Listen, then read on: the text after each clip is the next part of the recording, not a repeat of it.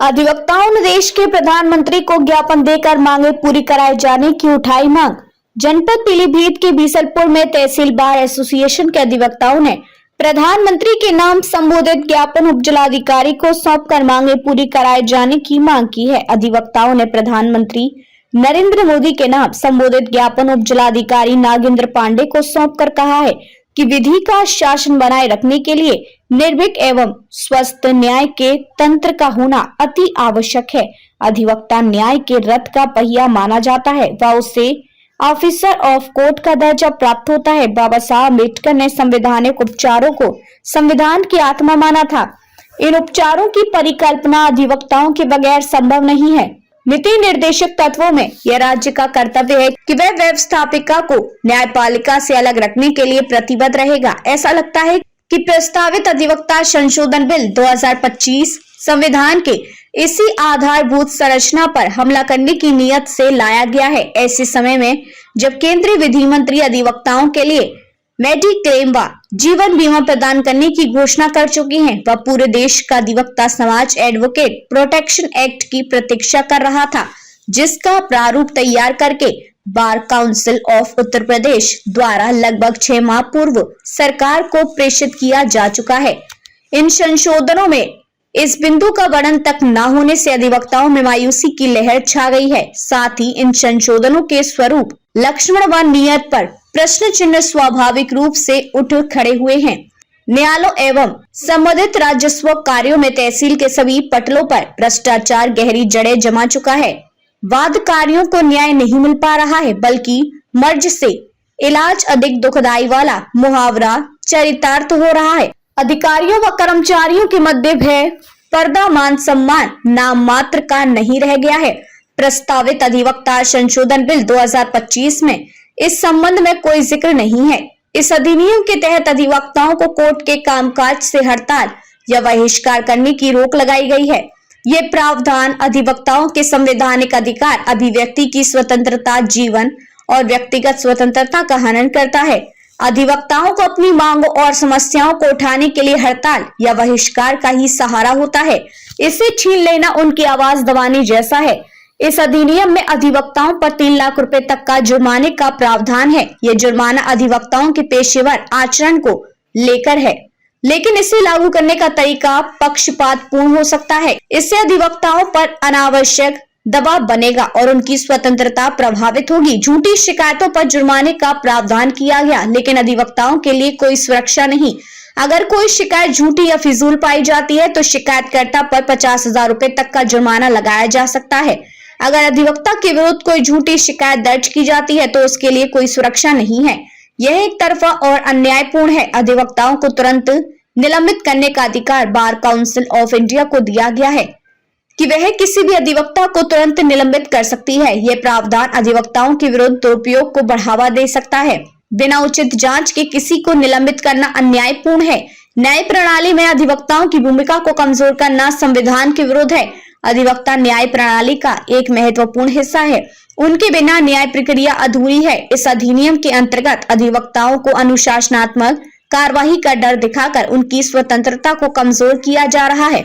यह न्याय प्रणाली के लिए खतरनाक है। इस भयावह काले कानून के विरोध में पूरे देश का अधिवक्ता लामबंद है। यह संशोधन आम जनता की न्याय की आस को भी धूसरित कर देगा। न्याय हित व जनहित में हमारी मांग ये है कि अधिवक्ता व उनके परिवार के लिए एडवोकेट प्रोटेक्शन एक्ट का प्रावधान किया जाए। परिषदों में निर्वाचित सदस्यों के अतिरिक्त कोई अन्य सदस्य समाहित न किया जाए व उनके लोकतांत्रिक स्वरूप को यथावत रखा जाए। परिषदों के सदस्यों या अस्तित्व पर सुझाव किए गए संशोधन को तुरंत समाप्त किया जाए। अधिवक्ताओं का 10 लाख का मेडिक्लेम व किसी अधिवक्ता की मृत्यु होने पर 10 लाख की बीमा राशि प्रदान की जाए। नियम बनाने का अधिकार पूर्व में जो एडवोकेट्स एक्ट में प्रावधानिक था उसको उसी प्रकार रखा जाए। केंद्र सरकार द्वारा रेगुलेशन बनाने की जो बातें कही गई हैं उसको तुरंत समाप्त किया जाए। साथ ही किसी प्रकार के संशोधन की आवश्यकता न होने के कारण हम अधिवक्तागण एडवोकेट संशोधन बिल 2025 के पूरे संशोधन को निरस्त करते हैं।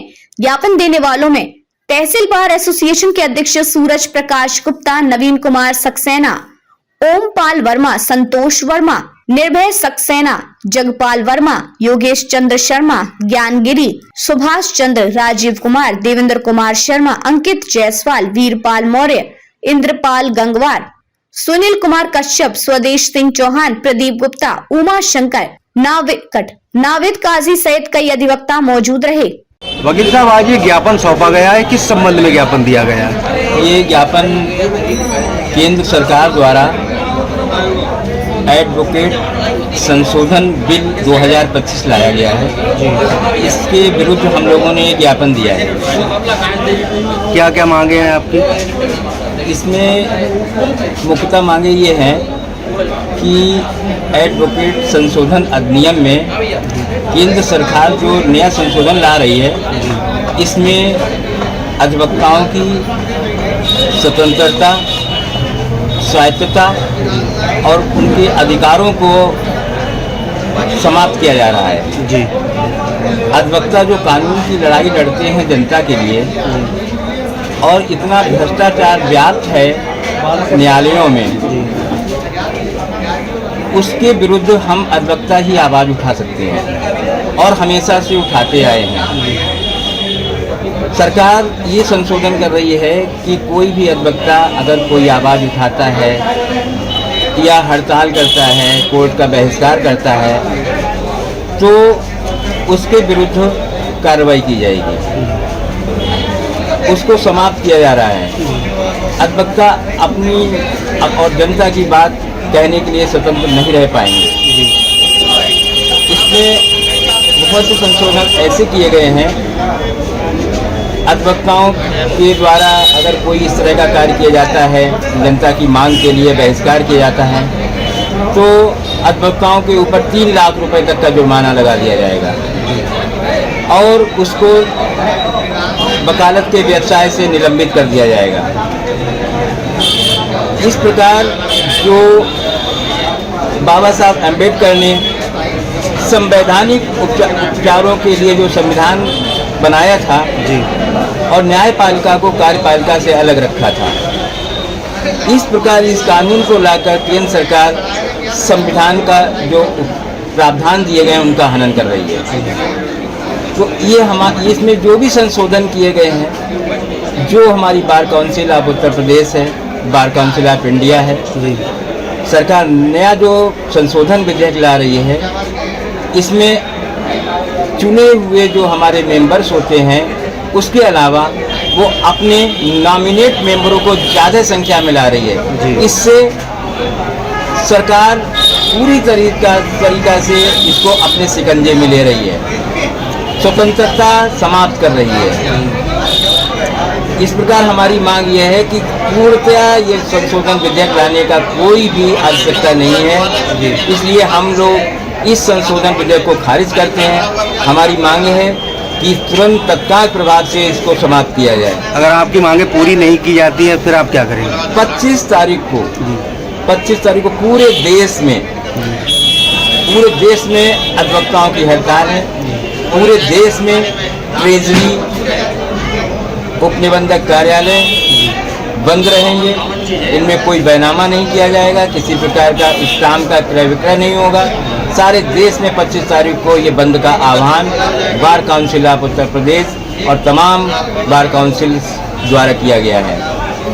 इसके बावजूद भी अगर इस विधेयक को वापस नहीं लिया जाता है, तत्काल समाप्त नहीं किया जाता है, तो ये लड़ाई और आगे बढ़ती जाएगी। चलिए, बहुत बहुत धन्यवाद।